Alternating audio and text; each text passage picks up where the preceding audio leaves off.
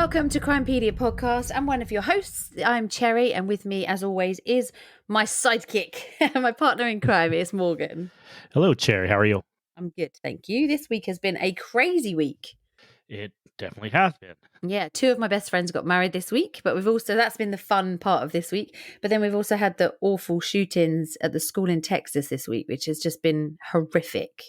Yeah, last week we had the school shooting at Robb Elementary in Uvalde, Texas, which took the life of 19 children and two adults, two teachers. Two adults. Yeah.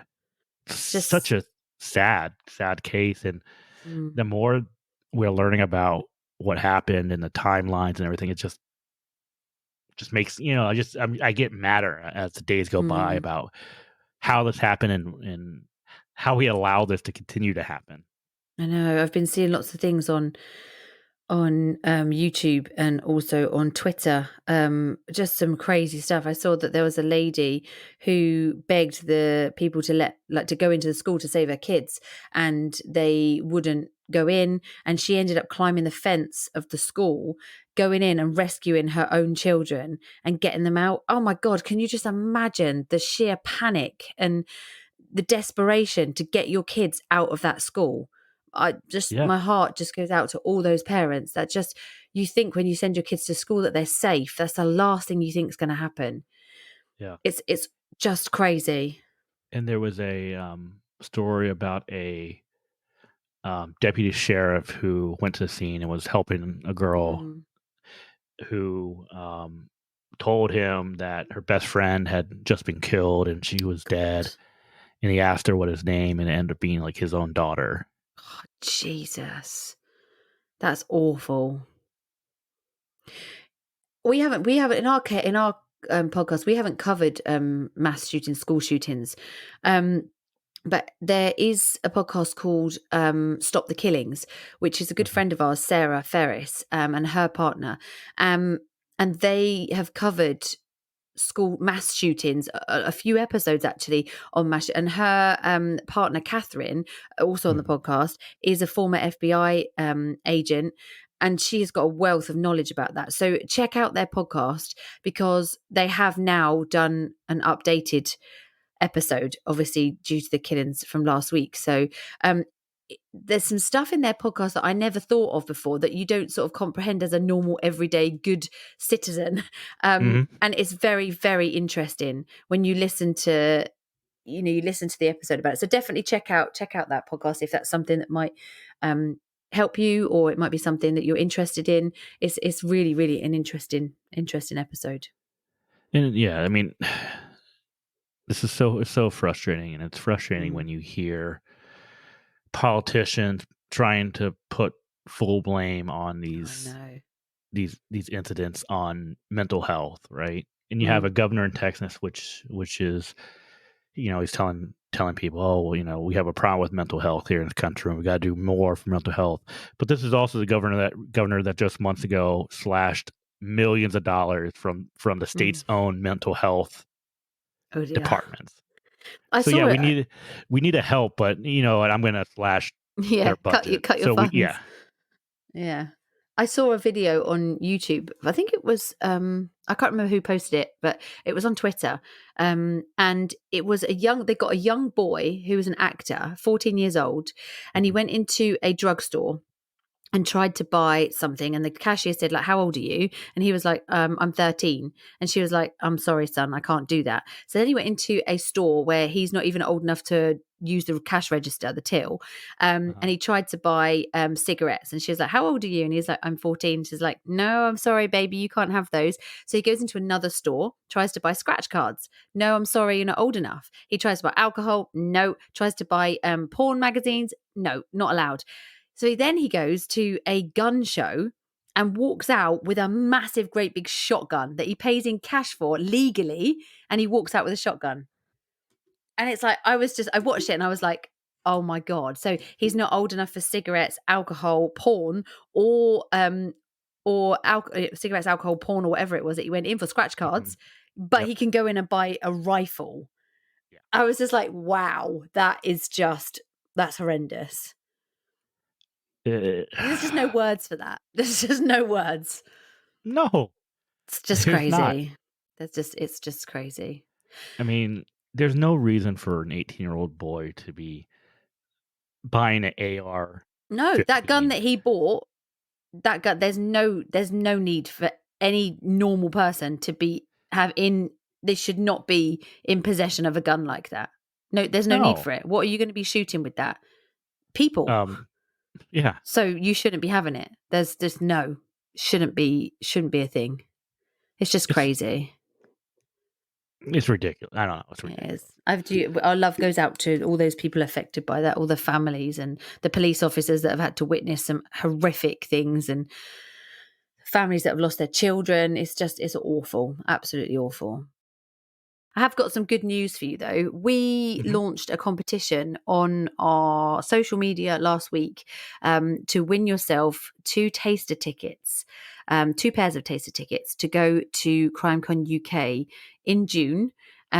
It's like a limited access. You get to see loads and loads of stuff, but it's like a taster for you. So that if you come this year, I guarantee you're going to want to come next year. So it's just some fun stuff that we had the opportunity to give you. And we advertise it on our social medias. And we have got two winners. We put them all into a bowl and then you pick the numbers out. And we've got two winners. Would you like me to give you a drum roll for them? Shall I give you a drum roll and tell you the names? Uh, well, I should I'll give you a You drum drum roll. roll. I'll do the Here we go. names. You drum roll. Samantha Woodhouse and Eileen Hudson. Woo! Yay! Congratulations to you guys. Congratulations. You have won yourself two pairs of tickets to CrimeCon UK in June, and we will see you there because you better come and see us on Podcast Row. Yes, that's so exciting. Congratulations. I hope you have a great time at Yeah, CrimeCon it'll UK. be lovely. We'll see you there. So this week's episode, are you ready? I am ready. So what do we have this week?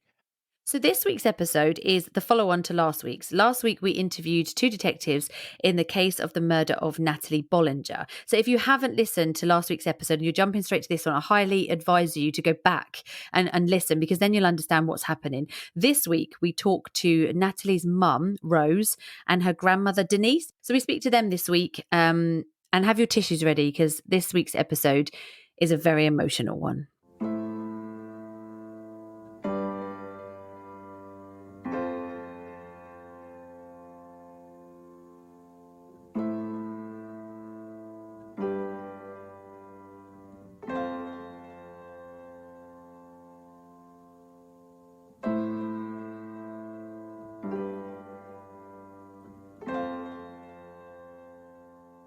So, if you could just tell us what your names are and what your relationships are to Natalie, that would be great. I'm Rose Self. I'm Natalie's mother. I'm Denise Stewart. I'm Natalie's maternal grandmother. So, can you tell me a bit about Natalie? Can you describe her? What does she look like? What kind of girl is she? She was fantastic. She's very beautiful, gorgeous child. She just had this smile. She would light up the room. She was so silly and goofy, and just had this. Even as a little girl, she had this sense of humor that was beyond her years. Mm-hmm. She would laugh at the stuff because children's movies and stuff have become layered to where the kids enjoy it, but the parents aren't bored out of their minds as well. And she would get that layer for, not all of it, obviously, but she had a really good understanding of that. She was one of the kindest people I've ever known in my entire life. And I was fortunate for her to be my daughter. She loved animals. She loved people. She was very empathetic. She was very talented artist. It's like as soon as she picked up a crayon and started drawing, it just never stopped. She when she was little, she loved animals so much, she would steal the neighbors' pets and bring them home. And there was, multiple cats that were brought home. There was a neighbor's Weimaraner. I'd come home and, well, he needed a snack and he was just, he looked so lonely, and pit bulls giving baths. And I'm like, whose dog is this? You know, this is not, this isn't necessarily, safe. And well, he needed a bath, and it was to the point we had here in Virginia at the Norfolk Zoo, the female red panda went missing, and we all joked her like, all right, where's Sunny stashed? We know you've got her under a bed. Yeah. But she was just, I mean, there aren't words to describe. She was beautiful inside and out. She was very genuine. Very bright. Yes. Very, very bright. intelligent. Tested off the charts for that stuff when she was in school. So she was a twin. Mm-hmm. And they're identical twins, completely different people. Because she had gorgeous hair. Like, I loved her. I saw the pictures of her, like, really funky hair. She's quite a funky girl. You can tell she's like an artistic girl. Because you can see that from her. Looks like she's got a great personality. Yeah. She looked really like cheeky and fun, I think. Yes. They started the trend with that colored hair. She swears it. She swears it. Yeah. And a few years back, because she had this huge thing with beards. She wanted a beard. She celebrated National Beard Day. That's awesome. She would, and it was kind of embarrassing. She would catcall like men on the streets with beards. Nice beard, bro. Be proud of that. And one of her uncles was like, it's not the 1700s. Beards are never going to come back. Oh, and, you're so wrong. She was so right. And here we are. She was like, you don't know what's good. So, but very, very, she was an individual. She was very quirky, funny, just very, she was just great. Yeah. What was her relationship with her sister like? How were the two growing up? Oh gosh, it was like a married couple. they inseparable, always together. I remember when they were babies, they had, separate cribs, but they wouldn't sleep unless they were together. Aww. And it was like that throughout their lives. Do you remember me driving? Remember me driving all the way down here with one of them because they wanted to try to have summer vacation by themselves. And they go through depression, being away from each other. It was like so cute. 24 hours. Yeah, they when they were 2, they were, most children are talking and everything like that. And I remember taking them to the pediatrician, and he was like, twins have their own language, and they used to call each other womb mates because they, they shared an apartment from the very beginning, but they were inseparable. But when they fought, oh my gosh, it was, get all your stuff out of here. Like, I don't want you in here anymore. And you're not my best friend. And, it was, they were very, very, very close. So were they similar? Are they like similar personalities? So have you got one arty and one? Yeah, they're opposites. They're okay.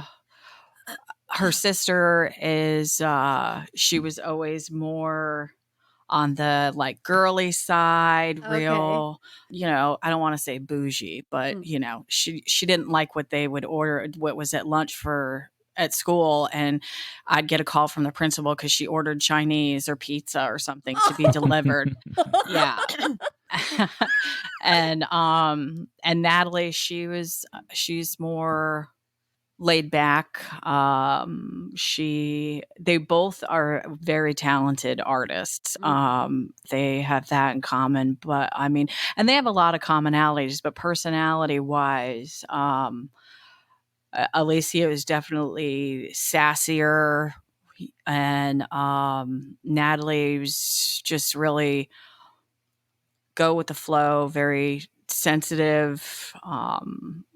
It wasn't like when they were teenagers, it wasn't an automatic argument with her about something. She would listen to why this is this way, and no, you can't be, down at this person's house. You've got homework or whatever the case may be. Whereas her twin, very feisty. It was always that confrontation, and it was like that since they could talk, So, but a lot of commonalities, but definitely individuals. Yeah, for sure. What did Natalie want to do when she grew up? Did she have like a plan of what she wanted? Was it like a certain job? You said you loved animals. Did she want to be like a vet or something like that? Well, she started out with that when she was little. She wanted to do something involving vets, being a vet or something like that. And then, as we age and everything like that, that kind of thing changes. And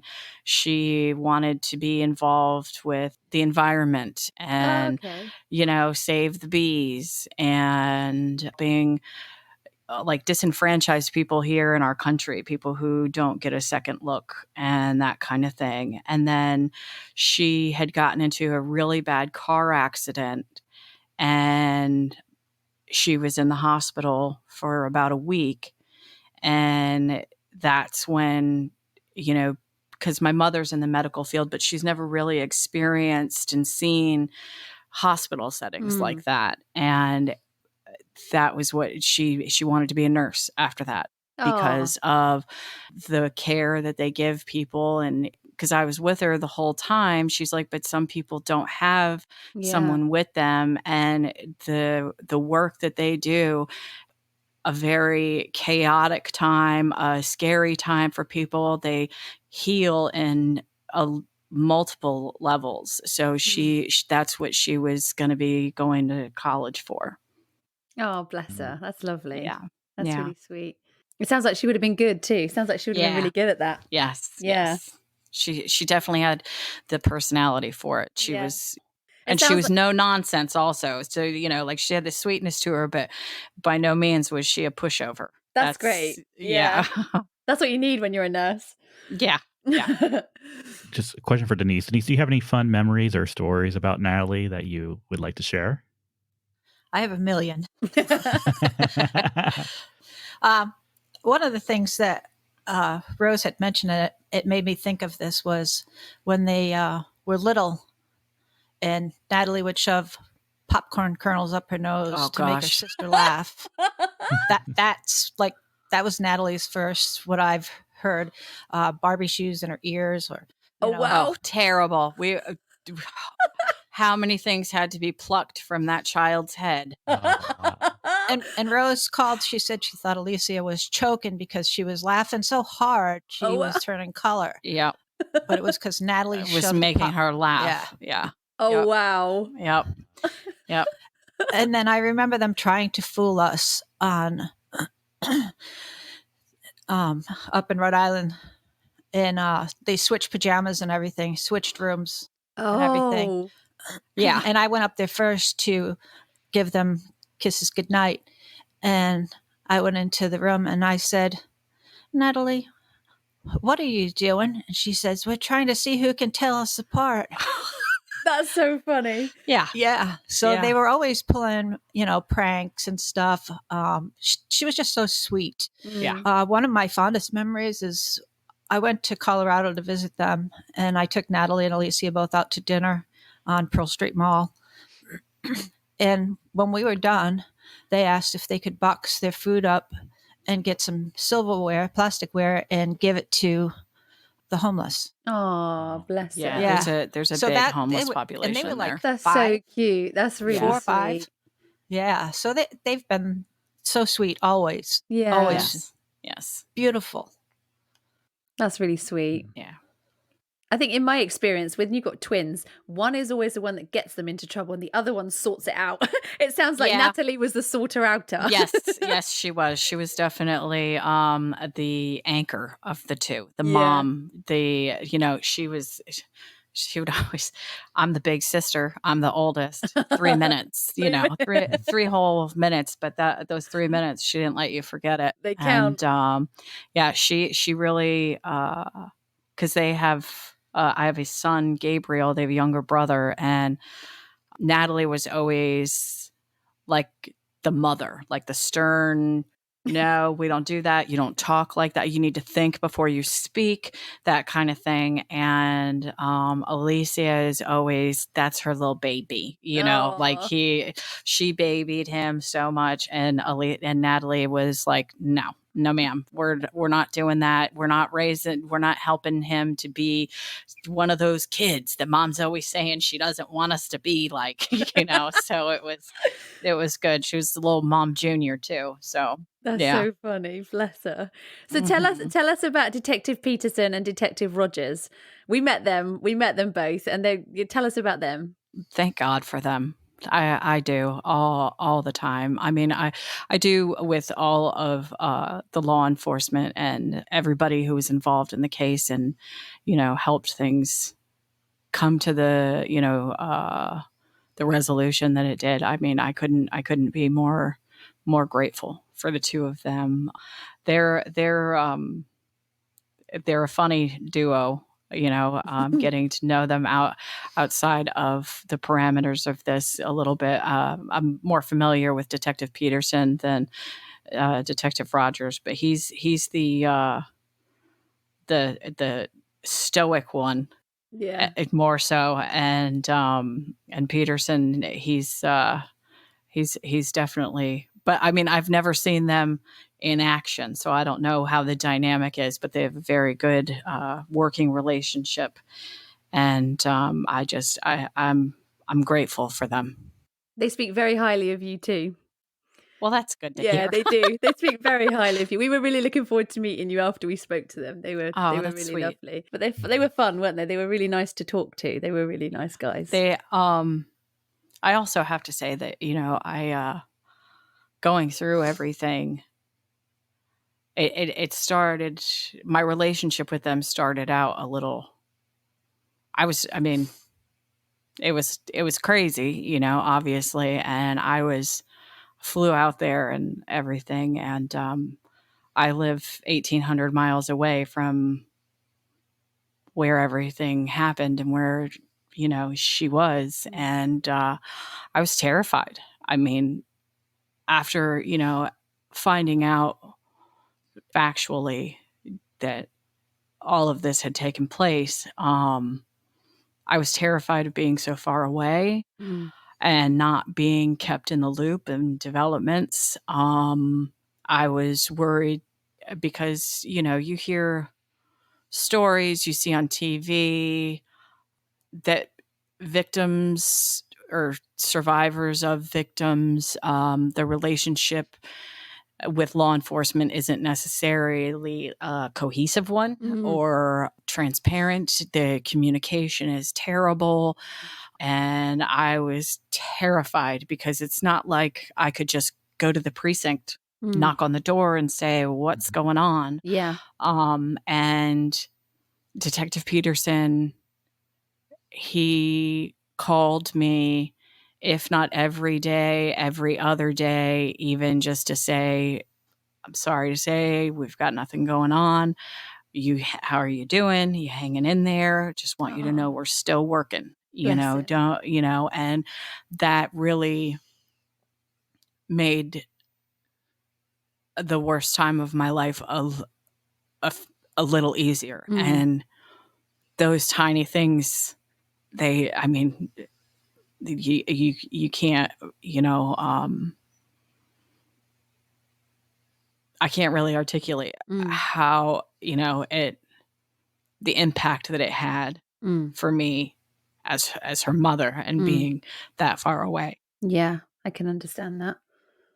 So with your relationship with Peterson, it seems to me that it was more than just a investigator victim relationship. Oh, well, he's a dad. Yeah. He's got 2 daughters also.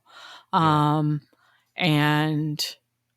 I think I think that hit home for him a lot, And then apparently he's always like joked about it. I don't know if I should say it, but he's always said that he really wishes that I would have been, and his words, an asshole. He told us that. I was just going to say that to you. He wishes you were horrible to him because it would have made things a bit easier for him. He said you were so nice. And that's what they expected at first, because I flew across the country on a red eye,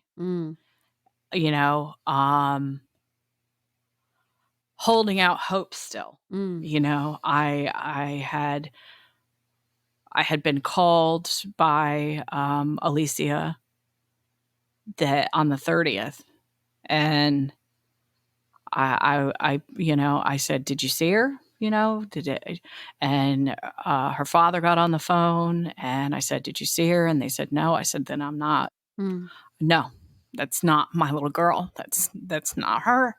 And I'll be there because my other little girl needed me. She, and he definitely, I think as a father, he identified with it. And just, because he asked me questions about Natalie and what she was like, and to help him with his investigation, and to get a feel of who she was and that type of thing. So, and she, not that any of the other, people who suffer something like this that come in contact with Detective Peterson or, just a case, but I think that they, you connect with certain human beings, and certain things hit home for us in different ways. And there were certain aspects of Natalie that really resonated with him and made it personal for him, made him more involved. Not saying that he wouldn't have done his job diligently with anyone else, because I think that he's like that across the board.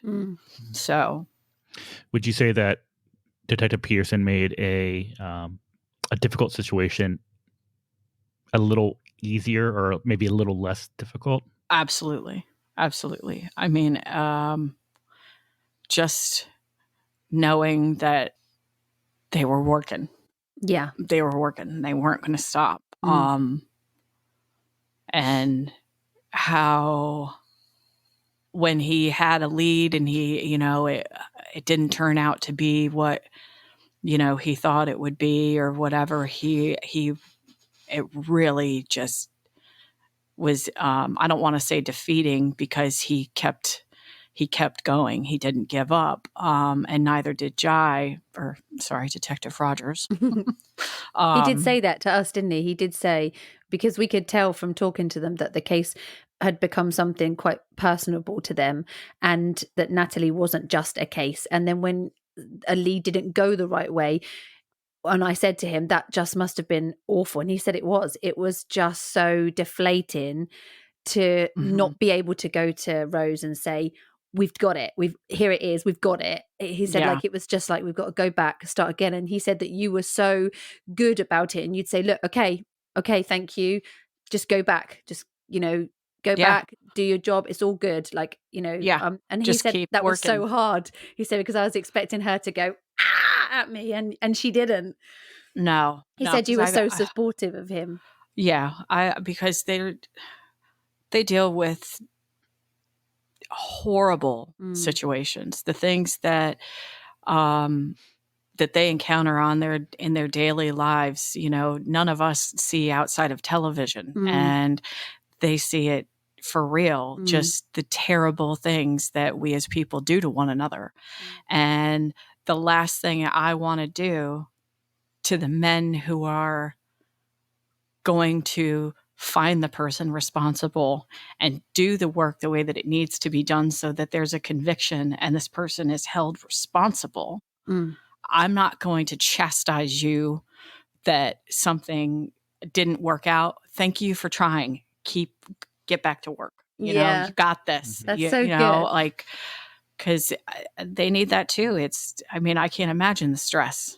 I can't imagine the stress. Yeah.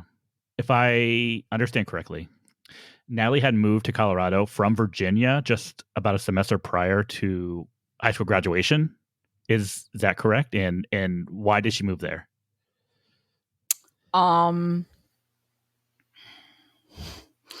It was, well, Natalie had really, I mean, she'd been back and forth to Colorado.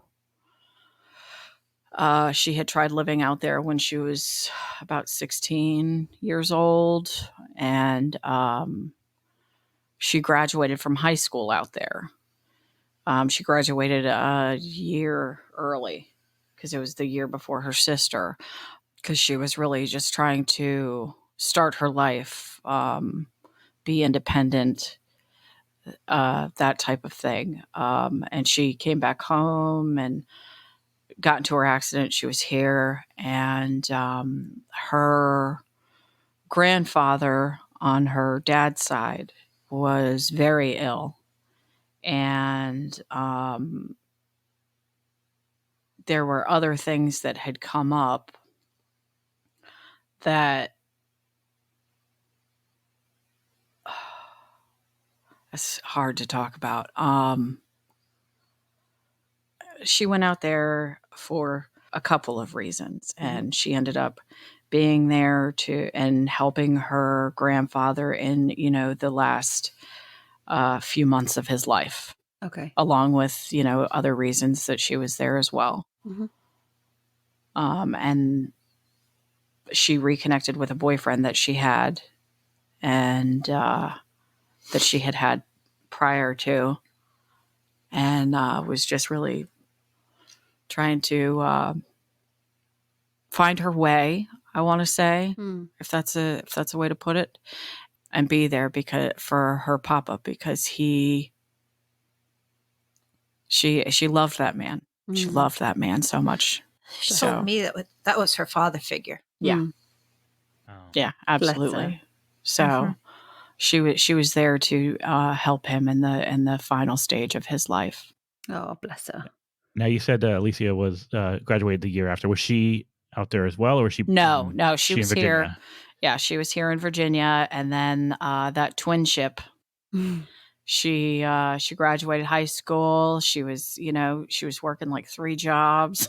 Oh, wow. And she's always been a hustler. As soon as she was legally allowed to work, that girl was out there. I mean, they both were, but Alicia, she wanted a lot of stuff. So, and she does not have, she's got her mother's taste. So, and there's only one queen in the kingdom. So, so she went out and she between, they both did, between babysitting, they both worked at Five Guys, they worked at Cricket, and, Alicia, she busted her little butt. She got herself a convertible Volkswagen Beetle. And she said, "Mom, I need my sister." And I said, "I understand." And we packed up her little buggy, and she took her little rabbit with her.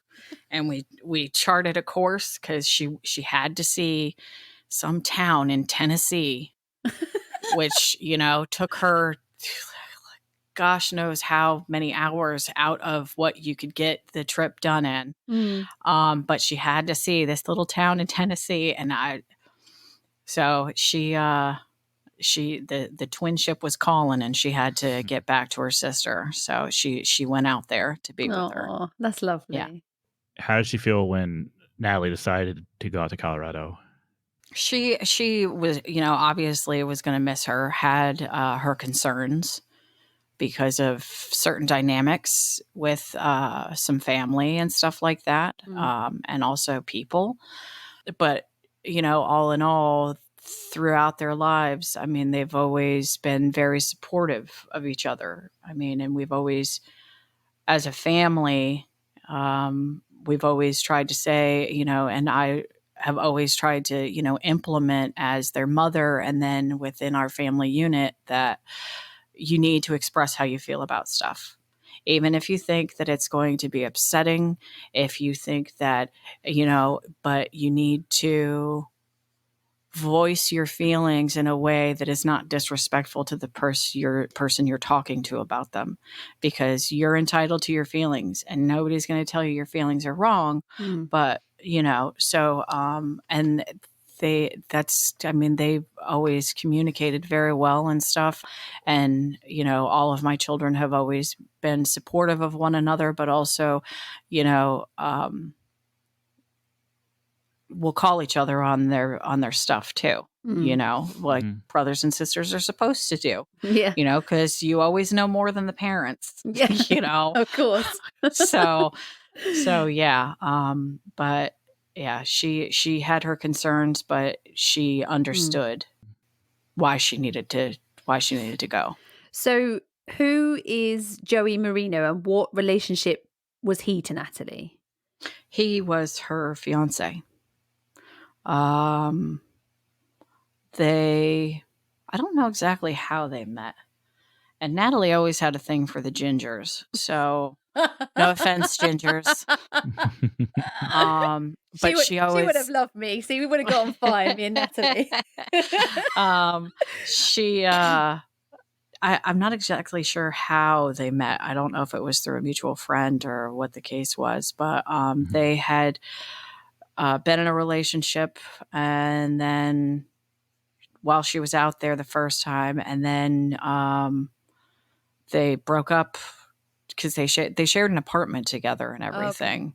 And I think it was just too much, she was like 17 and trying to make her way, but at the same time, Mom, I don't know how to make the pork chops, and that kind of thing. So she needed to, she came home, and then when she went back out there, they reconnected, which I was concerned about because of things that she had shared with me about their relationship. Not that he was like brutal to her or anything like that, but, just things that moms, worry about and stuff, I mean, I just want to make sure that she's healthy, that she's, happy, that she's being treated well, that, that the issues that drove them to break up and that sort of thing had been, resolved, talked about, and everything like that.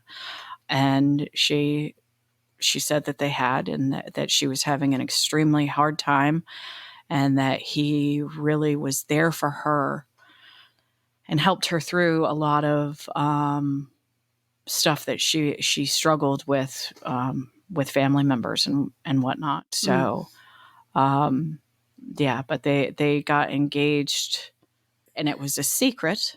Oh, I had no idea. Grandma knew. Oh, okay. Nobody else knew, because my mother was out there helping my brother who had just had a child, and she saw her and saw the ring and swore her to secrecy. And true to grandma fashion, she's a vault unless it's something, dangerous or That's whatever. So brilliant. And so, and then I noticed, I think she sent me a picture at like Christmas time or something, because they were moving into their apartment, and she sent me a picture, and I was like, what is that ring on her finger? What is that? And she just was like, oh, it's just a ring, Mom, And I asked my mom, and she was like, well, I'm sure you can crack that code, So, yeah. But they were engaged. Oh, Denise, since you were there at the time, how would you describe their relationship at that point? They seem to be getting along fine. I mean, they seemed to.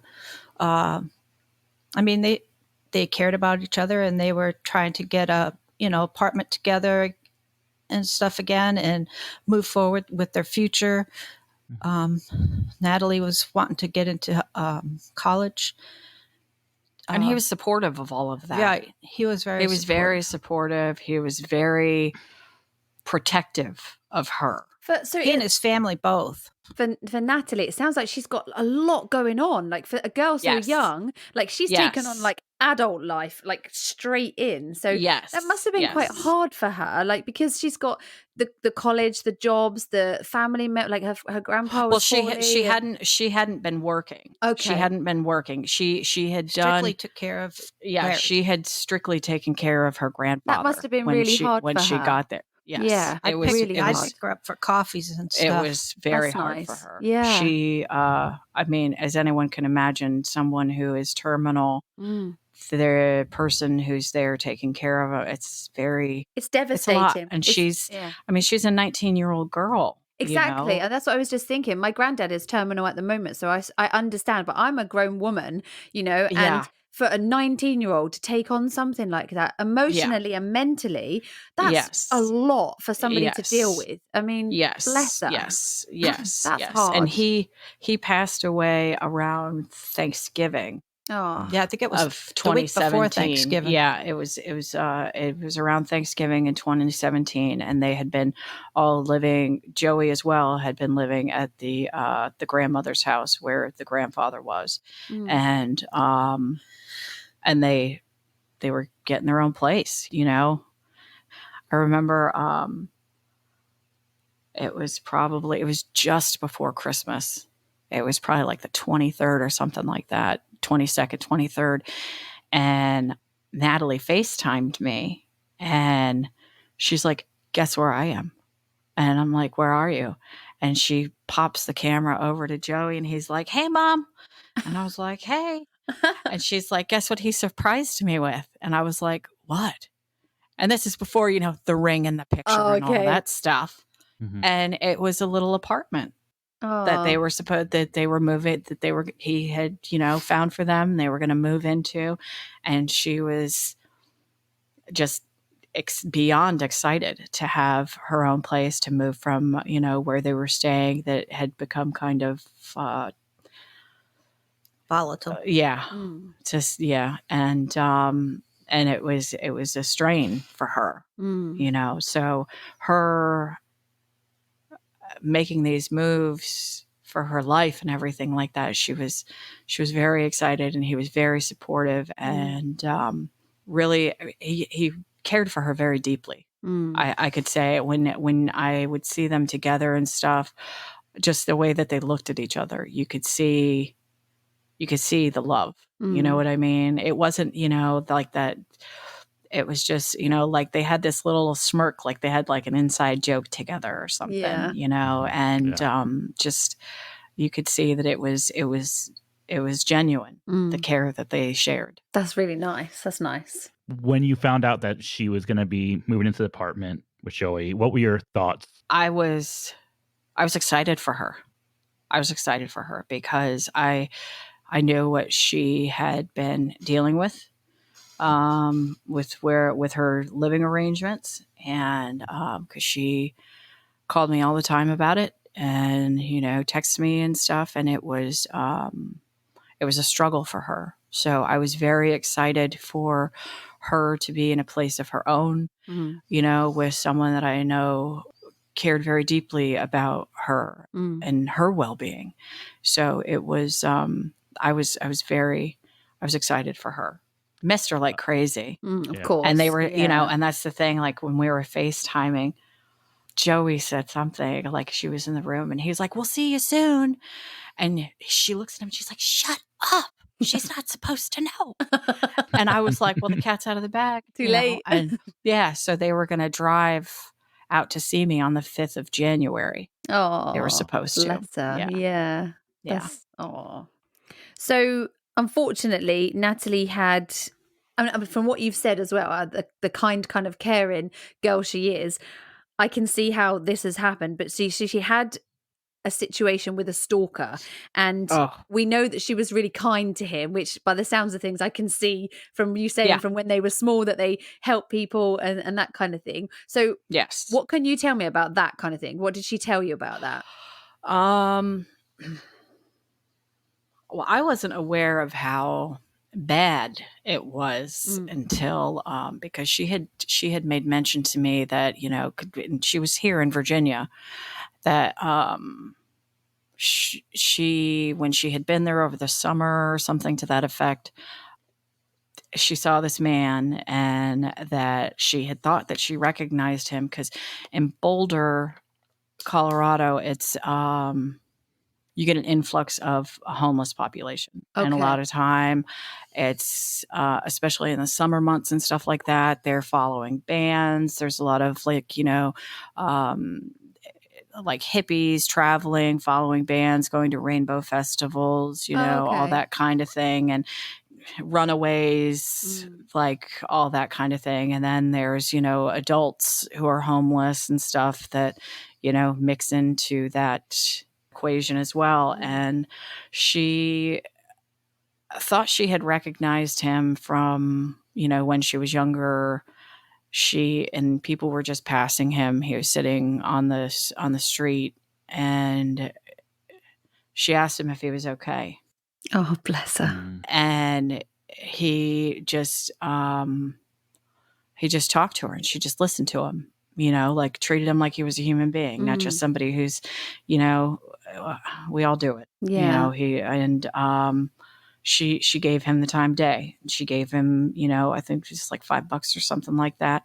And he drew a picture for her. And, she was like, you can add me on Facebook or whatever the case, yada, yada. And she carried on. Well, they continued to talk over Facebook. She came home to Virginia. And there were things coming in the mail. It was like art supplies and stuff like that, pencils and everything. Cause I was, I'd see something with like, return address to Nebraska. And I'm like, what? She doesn't know anybody in Nebraska. And, so I had asked her about it, and she had told me, this situation. And then it became where he was inundating her. Yeah. It was like a nonstop with the messaging and everything like that. And I said, honey, you need to just block him. He's, he's not around. You don't have to deal with him. And he would, say he was going to kill himself, and that he couldn't really, it's not something Natalie ever took lightly. No. A lot of adolescents and, people are like, yeah, okay, whatever, buddy, kind of thing. And she had her own struggles. So you threaten, to harm yourself and stuff like that. That's not something that you just, well, sorry for your luck. Yeah. So she continued to, still talk to him, and he would constantly, whenever she was like, you know what, this is trying to draw a boundary or anything like that, he would fly off the handle. And then I forget when it was, but I remember taking it down the license plate. He drove to Virginia. Wow. And, she asked me if I could bring her to Starbucks because somebody that she knew was in town, and that she just wanted to, pop by, say hi, have a coffee. And I said, okay. So I pull up in front of the Starbucks, and I see there's only one person sitting in the Starbucks, and I can fully see that it is a 40-something-year-old man. And that he was obviously homeless. And I said, I'm not comfortable with leaving you here like this. Yes, you're in a public place, but I'm not comfortable with this. And she said, Mom, I'm going to be right here. And I said, okay. I said, you go ahead, you go inside, and I sat there in the car for a while, and I, just watched to make sure, it wasn't any weirdness or whatever. And then I was like, you know what? He couldn't, did he just walk here? Where does, and so I drove around the building, and I saw a Nebraska plate, which made me think of, the art supplies and stuff like that had been sent. And I'm like, no way. And it was full of stuff. It was a little forest green Honda hatchback Civic type thing.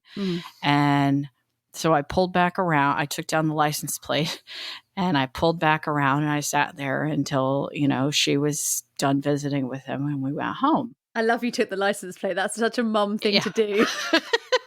And we went home. Well, a few days go by, etc. And all of a sudden, we're all, kids, everybody's getting ready for school, work, for their day. And, their little brother, he's getting ready to go out the door to wait on the school bus and everything. And I hear this like honk.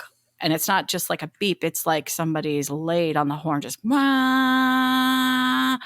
And I'm like, what in the world is that? So I go and I look out my front door, and there's that green Civic blocking traffic. Oh, wow. Oh, wow. And just laying on the horn because Natalie had blocked him and wasn't talking to him.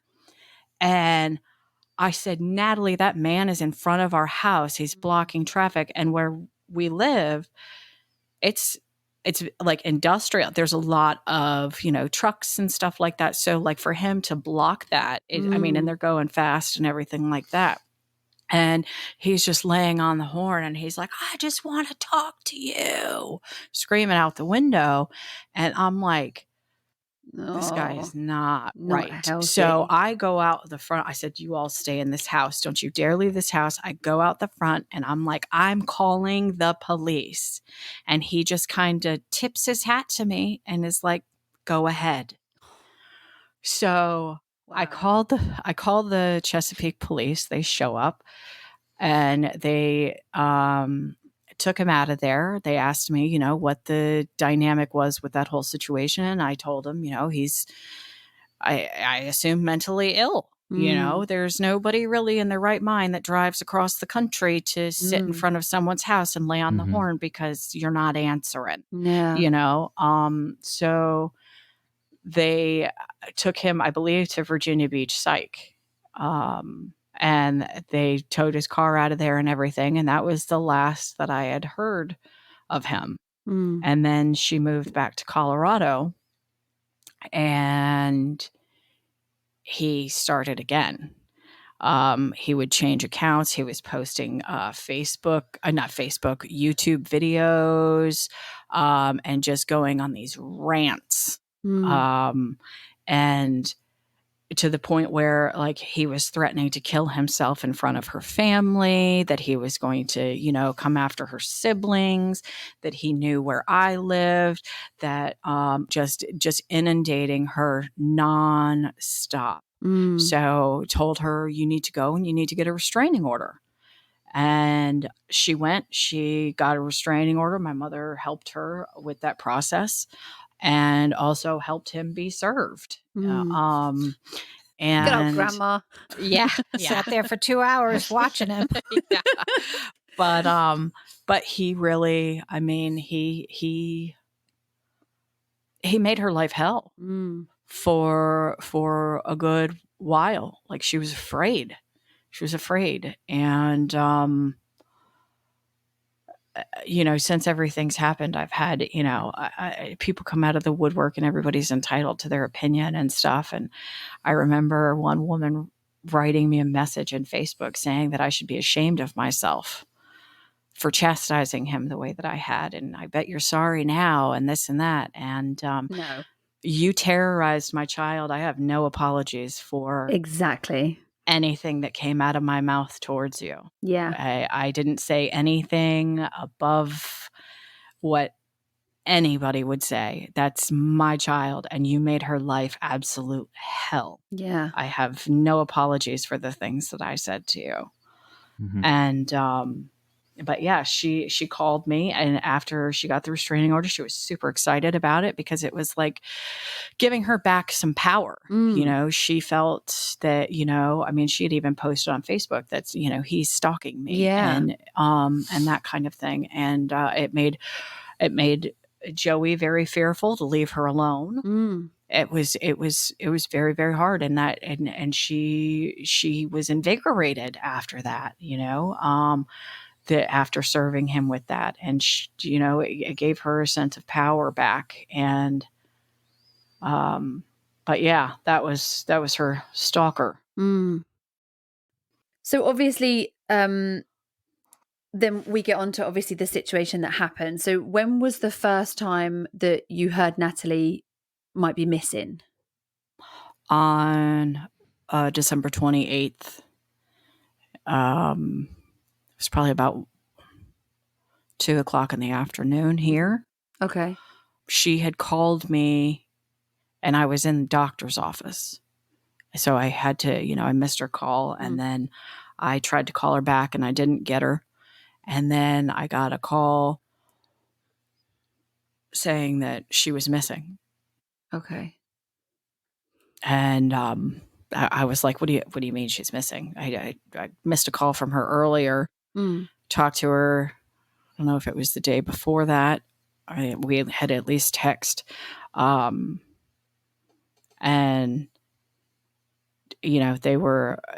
she's not here. And so they had called the Broomfield police, and obviously it's high alert because of the stalking situation that's going on. Yeah.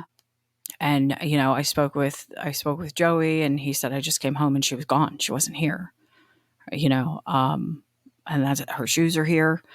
It's her jacket. Like she's just gone. And he called the police, and then he and his brother went looking for her. And I called Alicia and asked her if she had seen her sister, heard from her, because they were supposed to do shopping or something like that day.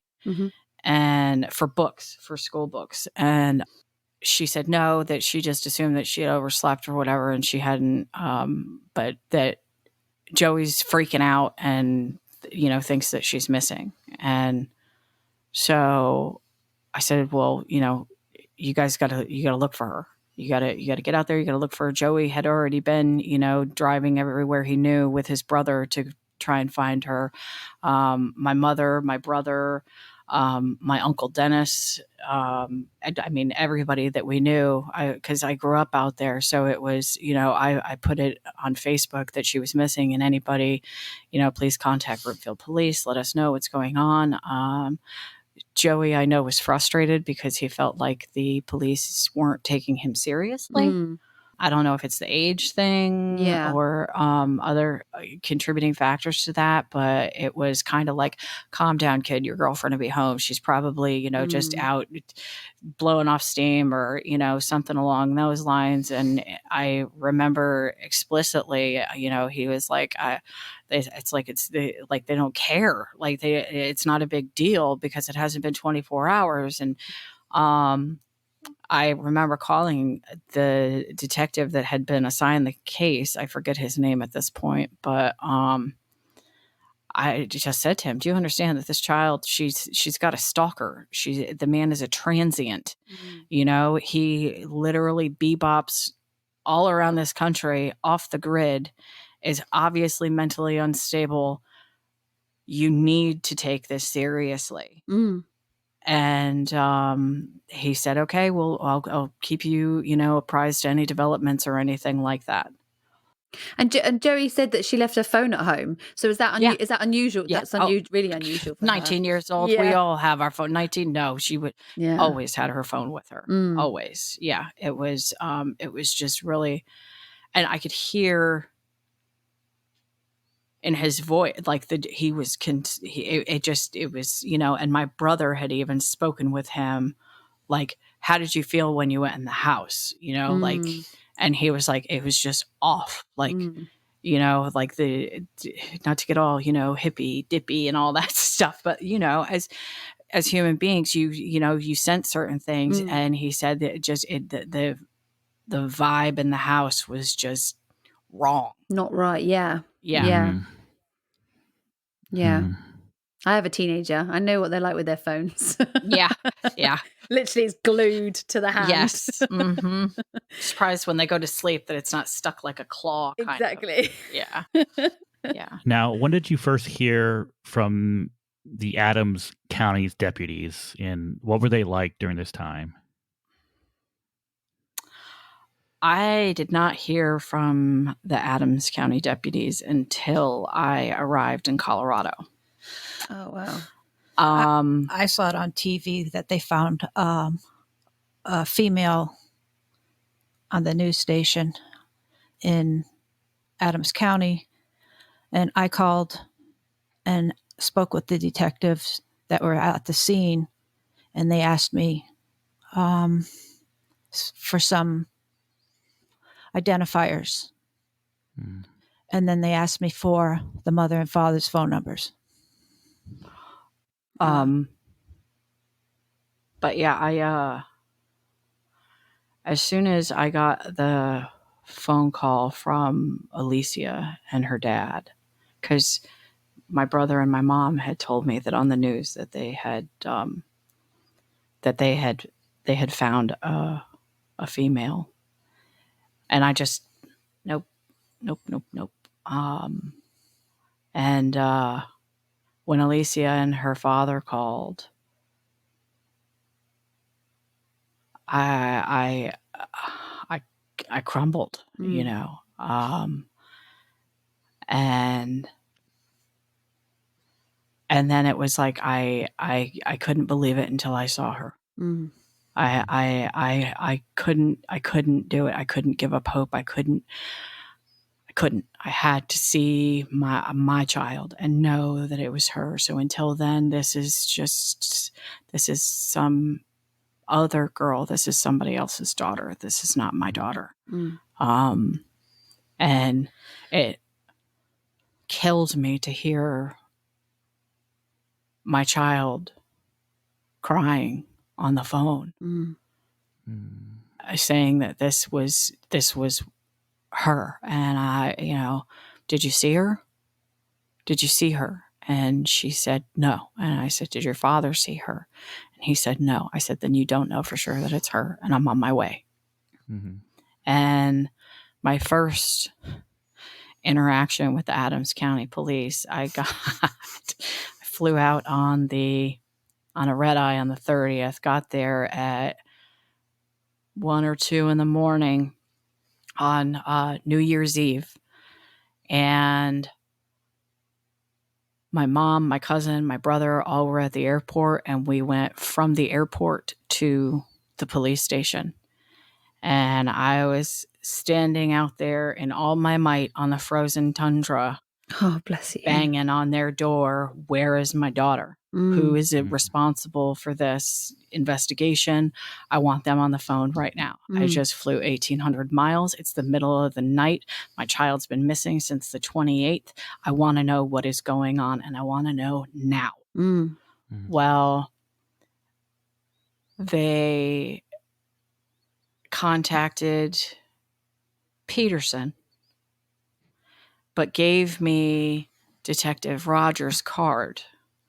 And a shift supervisor pulled up in one of their cruisers and said, this isn't something that they can talk to you about right now. You're going to have to wait until tomorrow morning. It's, 2:00 in the morning now. You're going to have to wait. Here's Detective Rogers' card. Give him a call.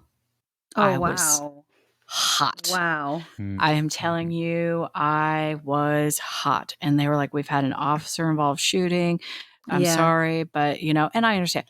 But at the same, At the same time, that's right. That's my child. No. Yes. And so I said, okay, I guarantee you, and I'm not at all this type of person, but I will do everything in my power to make sure that this is, going according to the way that it's supposed to. And I'll be damned if I'm just pushed, push me out of the way. Get over there, mama. Just sit down. We'll be with you in a minute. This is not the situation for that. You are not going to look over me when my child is out there somewhere. And, ma'am, I understand. And my family's like, Rose, just simmer down a little bit. We'll go back to the house. We'll go back and you start this in a couple of hours. And I'm like, okay. So I call and I leave a message on Detective Rogers' voicemail and said to him, if I do not hear from you at 8 a.m., I swear I will show up to that police station with every single news channel around that wants to listen to a mother scream from the top of her lungs, "Where is my daughter?" And I'm not like that, but damn it, I will be. That's my in you, kid, isn't it? That's right. Yeah, and so the relationship between law enforcement and myself started out a little frosty, a little rocky. Yeah. And so, and Detective Peterson, he was the one who was on call that night. So of course he hears of this crazy woman showing up in the frozen tundra at 2:00 in the morning, like small and mighty, hands on the hips, where's my child? And his wife was actually the one who said, imagine where she's coming from. She has no idea where her daughter is. She's flown across the country and all she wants is some answers. So just take it easy, And, yeah, that's how the first stage of this went. How do you try to make sense of a situation that seemingly makes no sense at all? It still doesn't make sense. There's still pieces that don't click, and in that situation at that time, I was just reeling. I was, thinking of every possible person, that would, I mean, I know that they say that the automatic suspect is always the boyfriend. Yeah. And then you've got the stalker. Then there's just different. You don't rule anyone out. No. Literally. No one. Anybody who had been around her and had caused her any kind of grief, any kind of, so everyone. And I mean, aside from my brother and my mother and her sister, everyone in my mind was a suspect. Everyone. And it was very difficult to be around other people, standing in rooms with people who you think, potentially. Could it have been you? Did you do this? And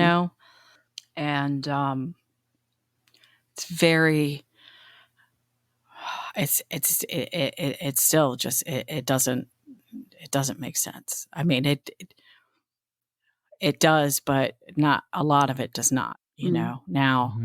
But in that moment I was,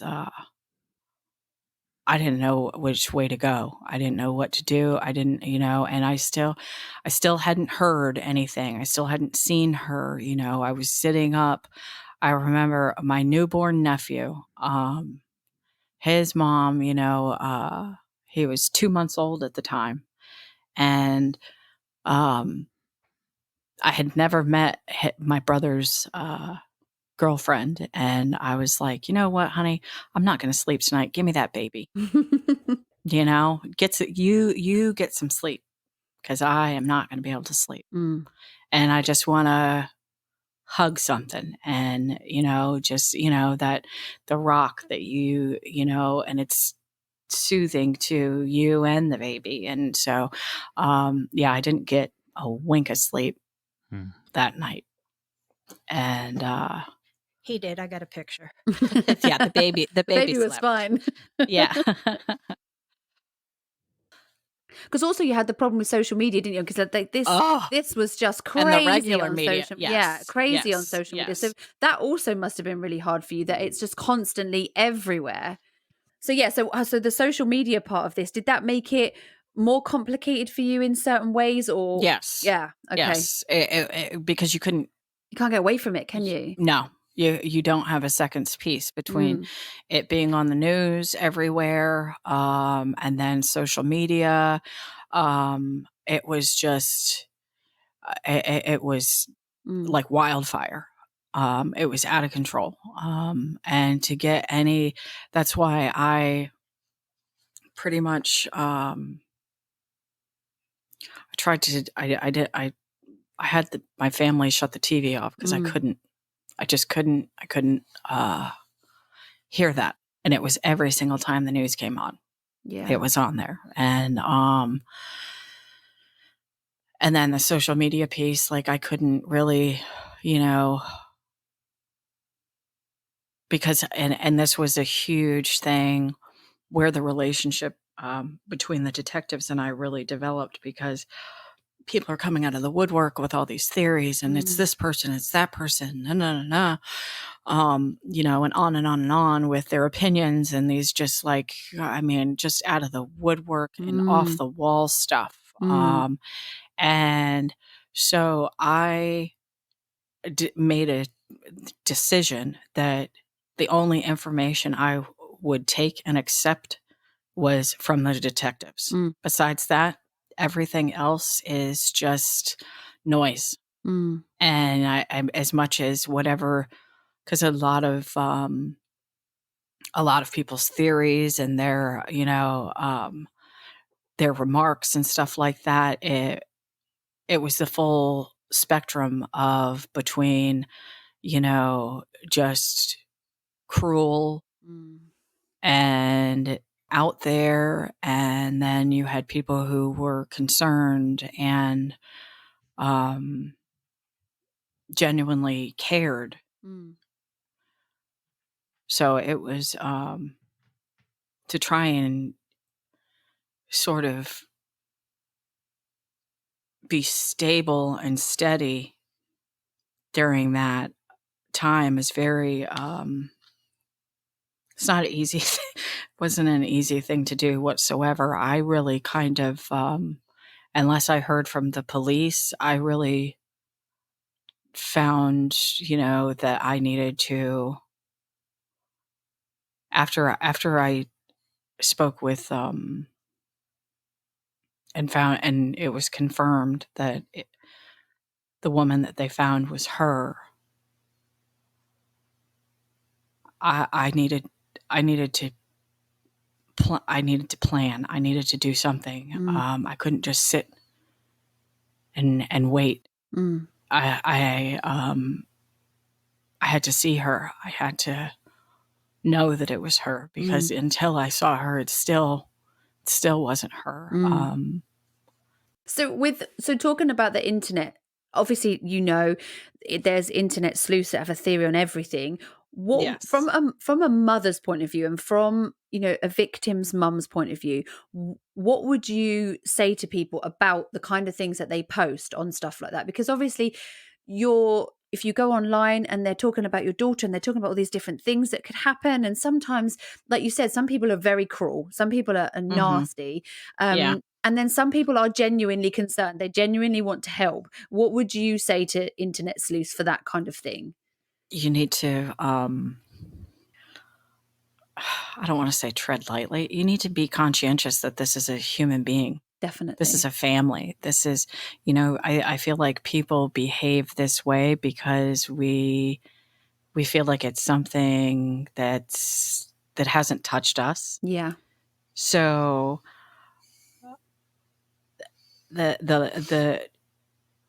the ego and just like the self-entitlement to your opinion, your theories, you're not helping anyone. No. You're not helping anyone, and people are going through the most devastating experience. And your theories and your, I don't understand the motivation behind it.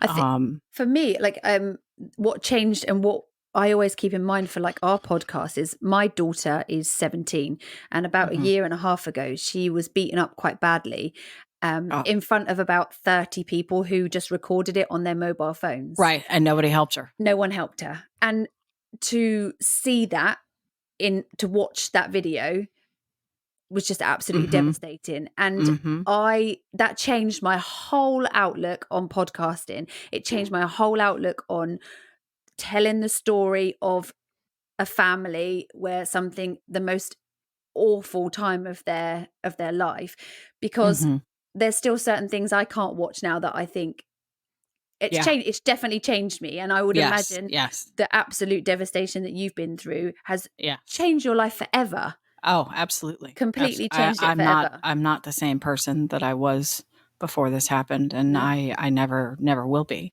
But as far as the internet goes, I mean, it's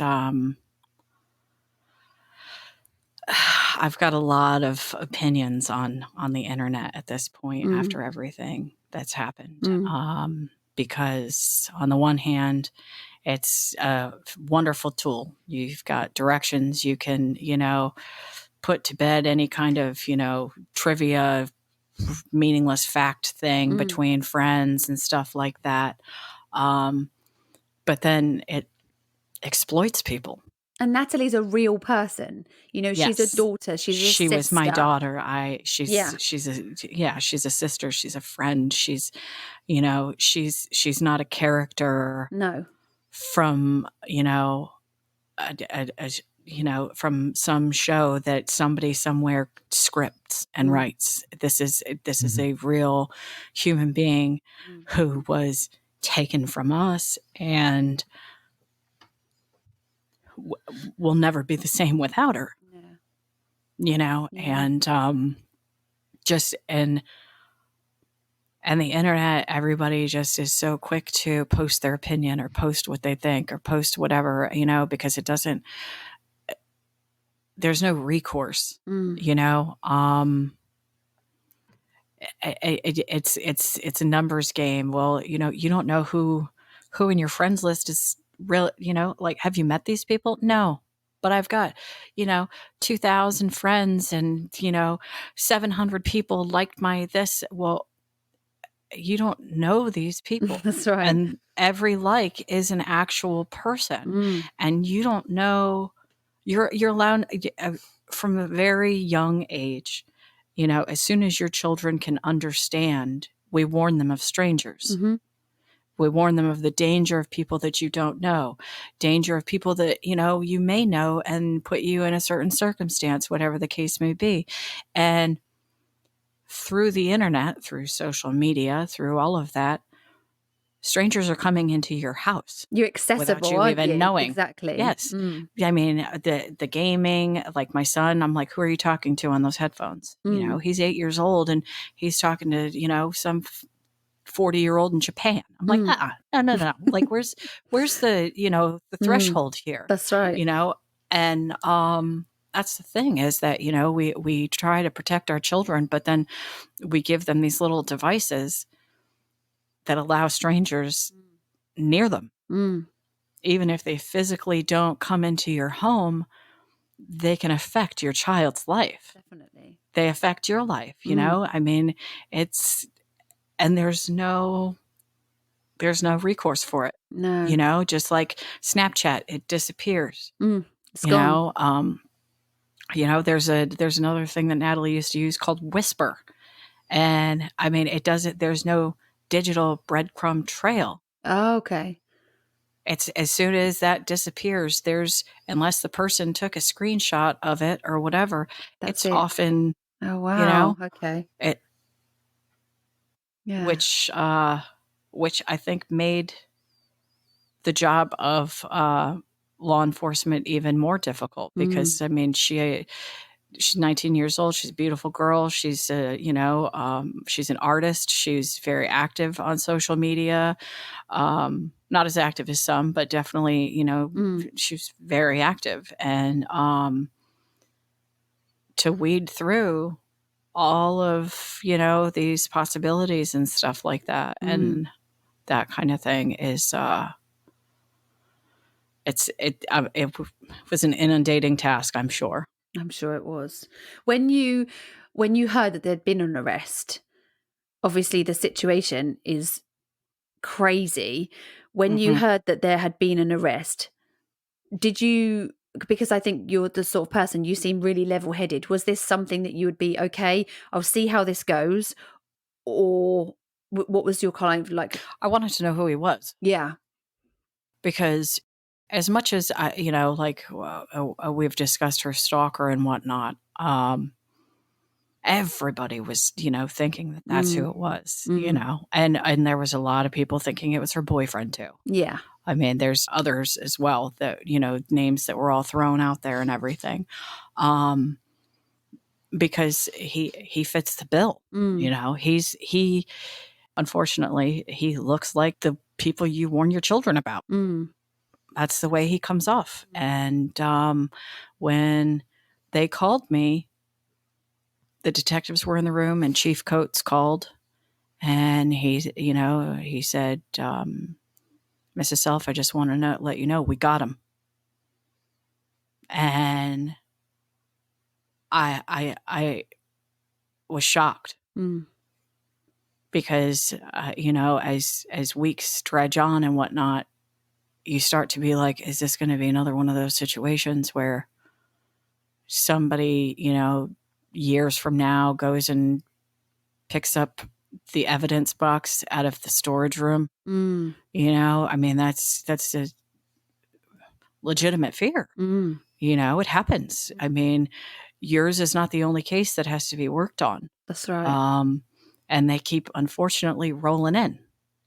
And to hear that they had got him, I felt like I could breathe for the first time since she went missing. I instantly wanted to know, who was it? Who did you arrest? Who was it? And when they told me, I was like, who the hell is that? And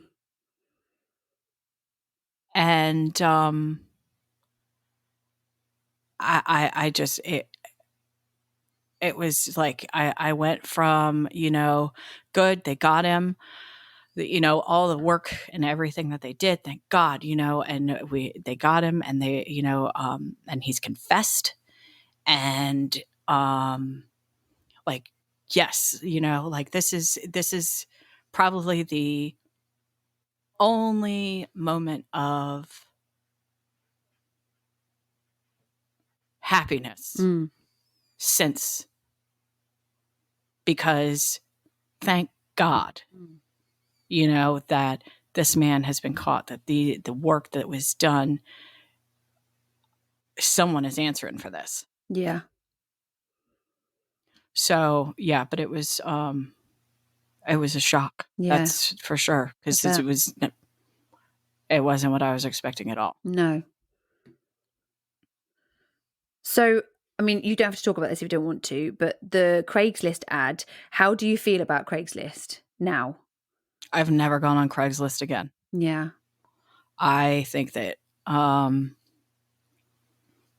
it should be taken off of the internet, if that's even a possible thing. I think that not just in my situation and our family's situation, but it's deplorable how Craigslist is able to just openly allow human beings to be objectified, terrorized, murdered, raped, and taken advantage of. And I'm sorry, we're on the internet, and there's legislation that protects us, that people can put whatever they want to and post whatever they want, and I think that they're disgusting.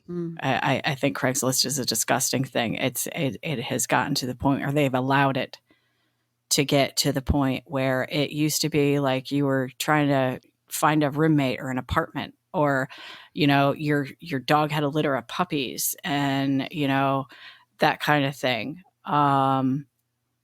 and people are exploited on Craigslist all over the world. They're not just here in America, they're everywhere. And I mean, people are murdered, people are raped, people are objectified, people are trafficked, people through Craigslist. And they're just, collecting their checks.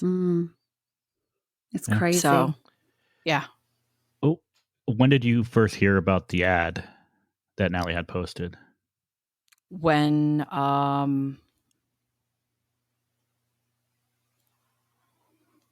they didn't know, they couldn't, because they were very transparent with me about the investigation, especially because I was very tight-lipped about things. I didn't share with anyone anything.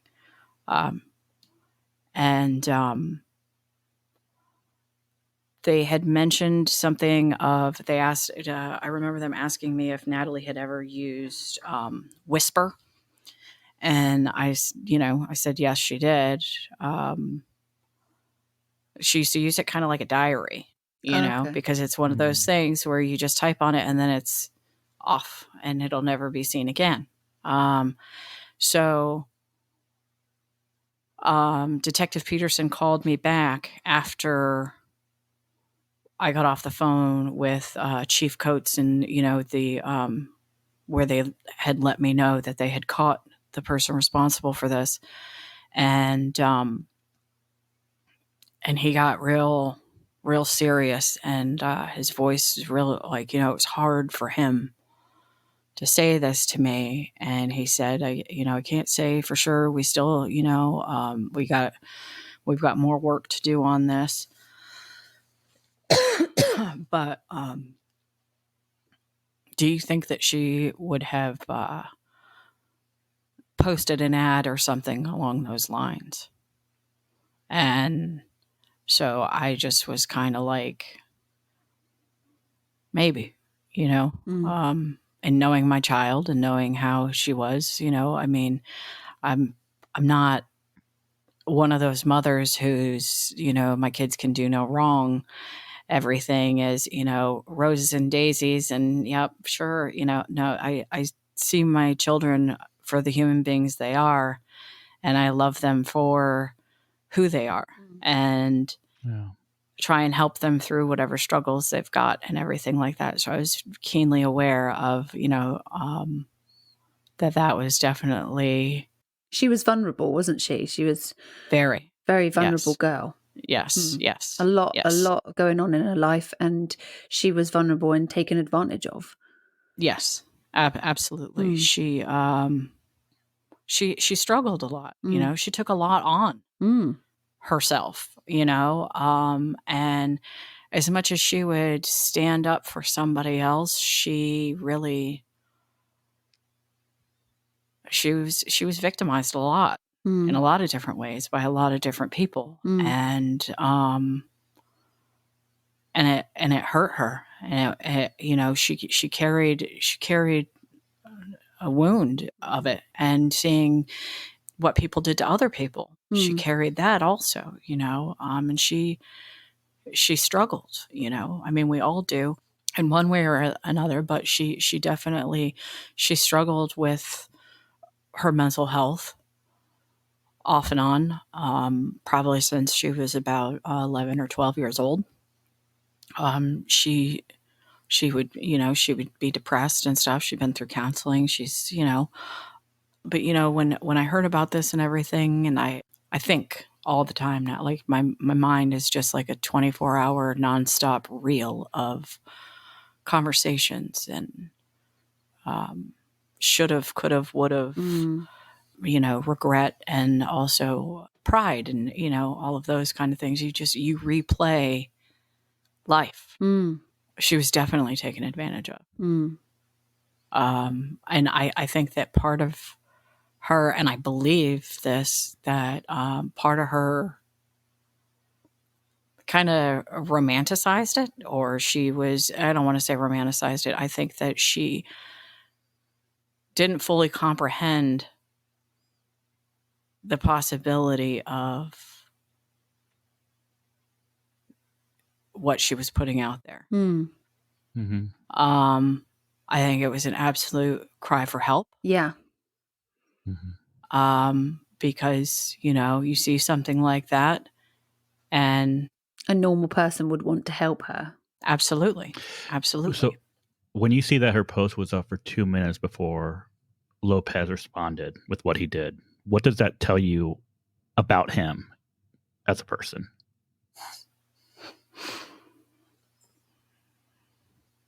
That he got what he was looking for. I think that he was waiting. Yeah, I think he's evil. I think that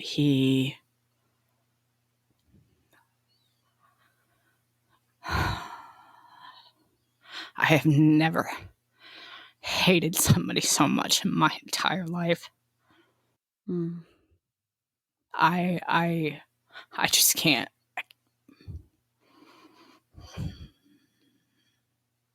I can't imagine oh God. That's not a human being. No. That's not. He was waiting for something like that.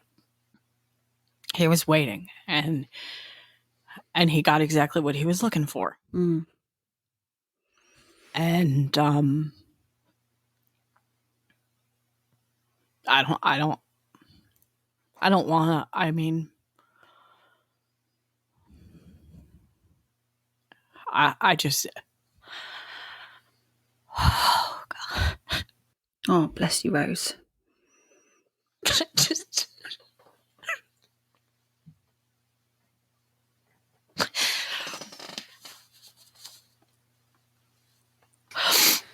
I hate the man. We'll just. Yeah. Yeah. I'm with you on that one. I hope that he's having a horrible time. Mm-hmm. And other people are having lots of fun. Bless you. I hope so too. What can you tell me about the plea deal in the sentencing of Lopez? Well, they initially called about it, the district attorney's office, and, spoke at length with me about making the plea deal of second-degree murder with him. If he pled guilty, he would be sentenced to the maximum sentence and not he is eligible for parole, but in Colorado you have to do 3/4 of your time, so it would be like 37 years, something to that effect, to where he would be eligible for parole. And automatically I said, I can't give you an answer right now. I really need to think about this. And they gave me their reasons to why they were even considering offering the plea deal, which was basically that in cases such as these in Colorado, whenever a person is charged with a crime of this magnitude, that the defense can come in with lesser charges and present those to the court and the jury, and saying, no, he didn't do, this horrific thing. What he really did was they were trying to paint it that it was that potentially it could be considered or brought to as an assisted suicide. And I said he did not assist in her suicide. He murdered her. And I told them, I don't want to answer this right now. I said my knee-jerk reaction is no, we go to trial. And I said, but let me think about it, because like thinking in this and everything, I want him to get the maximum sentence he possibly can. And he had prior to this had like a traffic ticket. He had no criminal record, whatever the case may be. And in Colorado, assisted suicide's a misdemeanor. So he could have walked out of court that day. That's crazy. On probation after murdering my daughter. And that's not something I'm willing to negotiate, you know? And I thought about it long and hard. And I went back to them and I said, you know, as much as I understand where you're coming from with the secondary charges and that it's possible and everything, that he could potentially, you know, walk out of that courtroom and, you know, be living his life. I can't negotiate with someone who murdered my child. No. I don't believe that he deserves leniency. I don't believe that he deserves a lesser charge, a lesser sentence, anything less than the full extent of the law. And so my vote is no.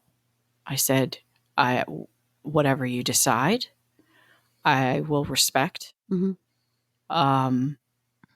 As long as it's what we're, you know, talking about, that it's not going to be, you know, like really. And they said, no, it will be second-degree murder, and he will accept the maximum sentence for that. And I said, well, I'm going to have to say no, but I will respect your decisions because, you know, at the end of it, it's what they think. And, you know, they have more experience with juries and human beings, and trial was supposed to begin just before Christmas. And Colorado it's like potpourri. You've got a little bit of everybody there. You've got the, you know, right-wing conservative people. You've got the seriously liberal protesting, you know, grassroots people. You've got, you know, and everything in between. And so you don't know who you're going to get on a jury. And all it takes is one sympathetic juror and you're done. Yeah. So I understand why they took the route that they did with the plea bargain, and it was to ensure that he was in the event that he, you know, took the deal, it was to ensure that he was going to be locked up for, you know, as long as possible, at least 37 years. Yeah. So, yeah. Do you feel like it brought justice? No. And I'm not like an advocate for violence or anything like that, but what he did to my daughter and what my family has suffered since, violence is all I think of happening to him. It's all I wish for. I hope that every day that he draws a breath that he suffers, because he's destroyed lives, and he had no right to make that decision. He had no right to murder my daughter. He had no right to take her life. And fulfill whatever fantasy that he had been, you know, playing out since high school. So now, in speaking with Detective Peterson, he mentioned something that you said that really has stuck with us, that your family will obviously never be whole again, but his family is going to be better off without him. Yes, I did say that in my impact statement. Yes, because it's true. His family will definitely be better off with him gone, because God knows what else he would bring to the table after this. You know, I mean, it just doesn't seem to me that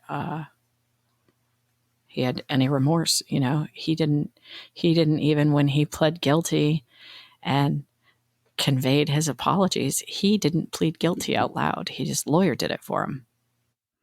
He didn't apologize. His lawyer apologized. So this man has never even, you know, out loud vocally, and not that any apology would mean anything. And maybe, I mean, they didn't have him speak because maybe, hearing that, I mean, I was only a few feet away from him. So, I mean, hearing him speak and say, I'm sorry doesn't, cover what you robbed us of. You hit my family like an iceberg. We were once a whole solid, just floating along in our own little way. And then he came and hit us, and now a piece is gone and we're just separated and floating along. And I mean, he's devastated all of us. And this is a crazy thing for you to, I mean, it's so hard for you to have to talk about. I think you've done such an amazing job talking to us, because I don't know how you've got the strength to do it. You're amazing. Absolutely amazing. Let's move on to something a little bit nicer. In 2019, you surprised Detective Peterson by presenting him with an award, which he told us all about. And this was an award for the work that he's done for victims of violence. So you must have been so excited that night, because he had no idea, one, that he was getting an award, and the other that you were going to be there. And he told us how it felt to see you walk out to give him that award. So how was it from your point of view? I was glad to be able to, be present, be part of that, because I feel that I owe him so much. So it meant so much to me, and how they all coordinated it and everything, to where he had no idea. He had no idea he was even up for an award or anything. So poor sneaky. Guy came in on crutches and was like, I'm here to support my brothers in blue, and he tried to tell us it was like a cool accident that he had, but he actually told us he was trying to be clever on a trampoline with his kids. Ended up on crutches. Yep. See how much I love you? I'm on crutches and tore my tendon. That and old age, But I mean, it was wonderful to be able to acknowledge him, because he's very humble. I mean, he's silly, and all of the very professional and everything like that. And I couldn't even name how many times I've thanked him for what he did and the person that he is, because I mean, still to this day we talk periodically, and he checks in on me, and I consider him a friend. And it was wonderful to be able to, in a small way, give back to him and let everyone know how grateful I am and how lucky that police force is to have him. He told us he couldn't believe it when you came out, that you actually flew all that way to see him and to be part of it. He was really stuck happy. In Jersey, sleeping in the airport overnight. Oh no! Which is an experience. I told him, I hope you know how much you mean to me. I slept on my suitcase last night. Oh no! He didn't tell us that. That's how much it meant for me to get here for you. So it was definitely, it was wonderful to be able to surprise him with that, because whenever you try and thank him or anything like that, it's no, it's okay, thank you, but there's no need, and yes, there is, because you and everybody else, but especially you, I mean, I'm forever indebted to, because he's the one who called me. He's the one who, checked in, and even if you had nothing to say, just to ask did you eat today? How, you want to hear something funny? I know you've got, a sick sense of humor like me. I'll tell you a joke, something like that. And like, he just, I will forever be grateful. I think you'll always have to me, I think you'll always be a part of each other's lives. I think, like you say, human beings sometimes just connect. And I think it seems like you guys have just connected. Yeah. It's lovely. Yeah, we've adopted each other's families. So that's really nice. That's really lovely. Yeah. Yeah.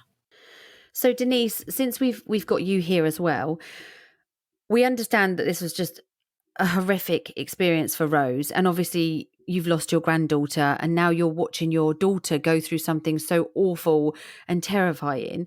Can you just explain a little bit about your experience?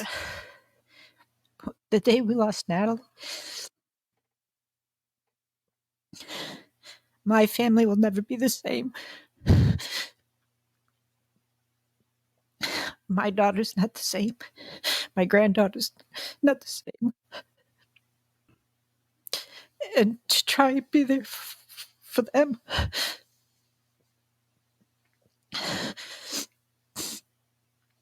And to try and help them get through something. And watch all the changes and dynamics in my family, the hole left behind. And to It's be heartbreaking. It's at really the sentence hard. where they charged him with murder, when I saw who it was, I just will never get it.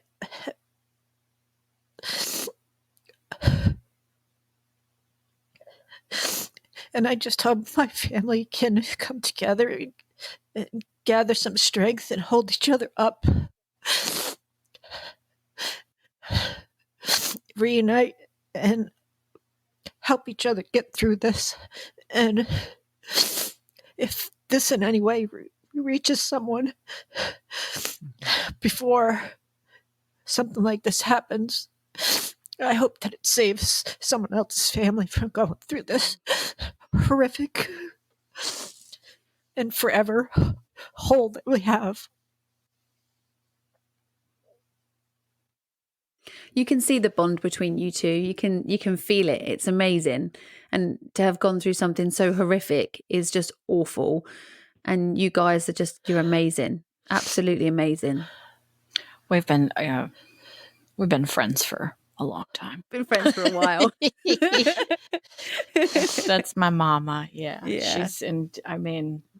As strong as you say, and mentioned and said that I am and everything like that, she's really been not only an example of that, strength, but she's also at my weakest points lifted me up. And, and she's had, I see, she's had a very hard time through this, and it's been very hard for her to grieve while she's terrified. Yeah. There were times where she would come over and she would just stare at me because I was just like a zombie. I would just stare off into space for hours or cry for hours. And God bless her, I've lashed out at her. She's my mom, and she's shown me what, it is to be a mom. And, no matter what your kid's going through, no matter how they're lashing out, crying, whatever they're going through, you be there for them.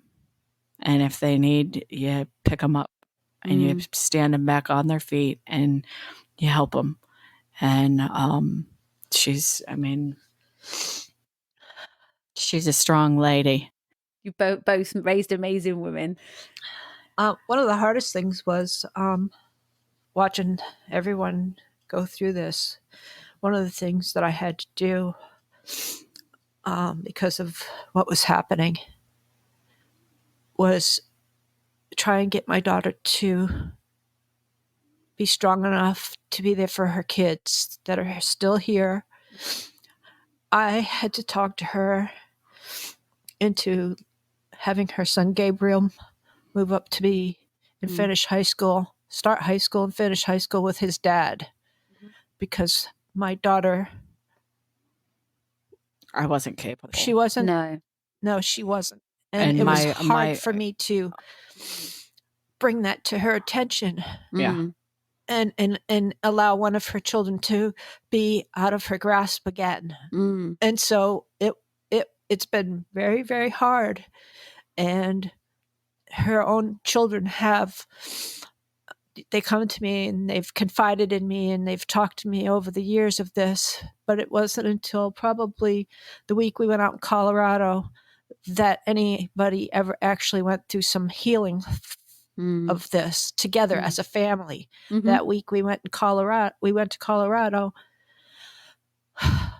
was the first time that one of her children spoke to her about how she felt, and she came home to her son talking to her about it and telling me that they've talked about it, and neither of them, they didn't want to hurt the they've mama. never told me how. I mean, aside from, we love her, we miss her, but besides that, there's been no conversation.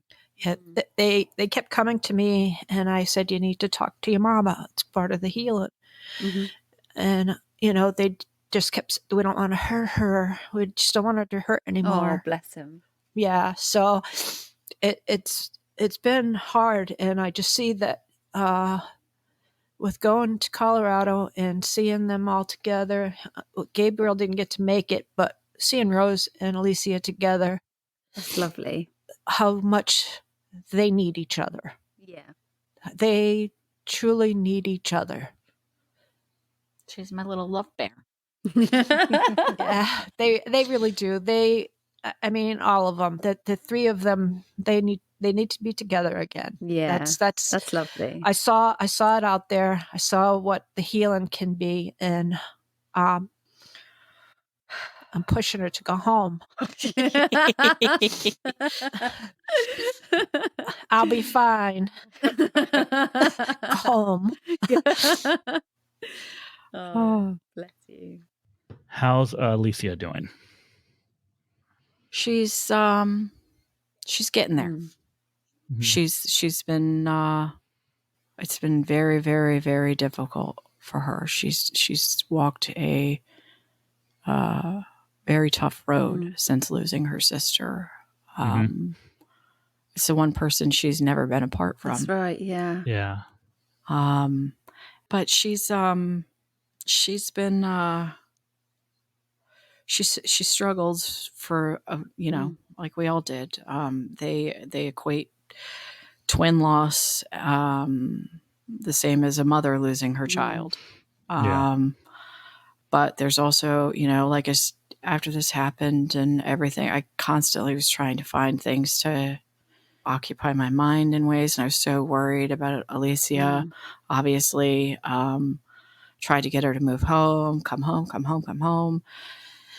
And my stubborn little one did not stay here, Mom.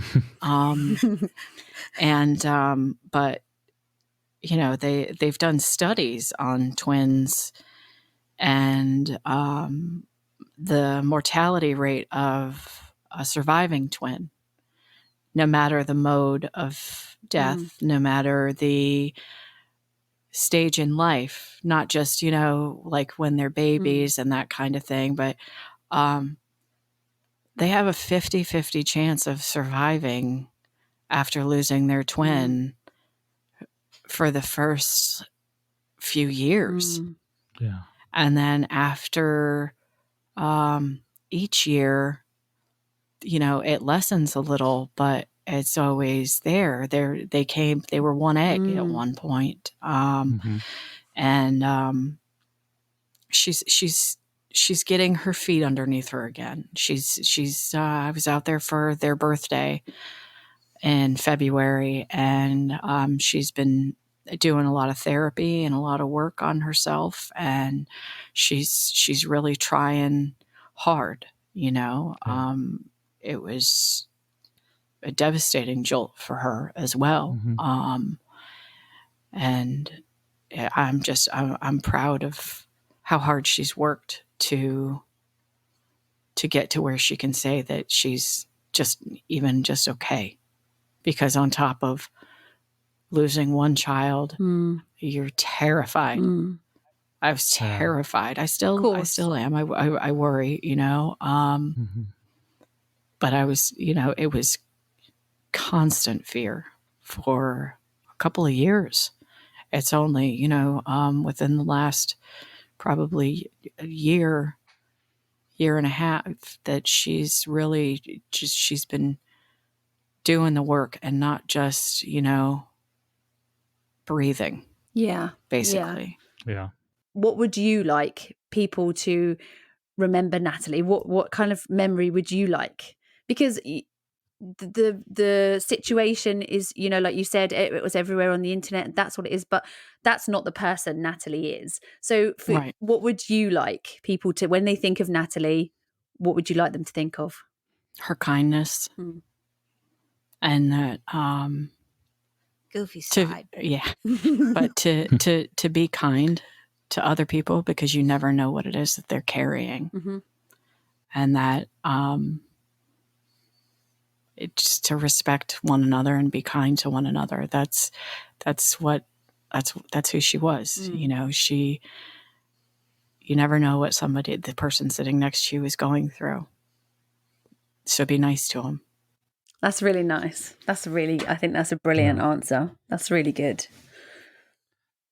All right, Cherry. So I will say that this may have been the hardest episode we've ever had to do. Never had to cover. 100%. Yeah. It is.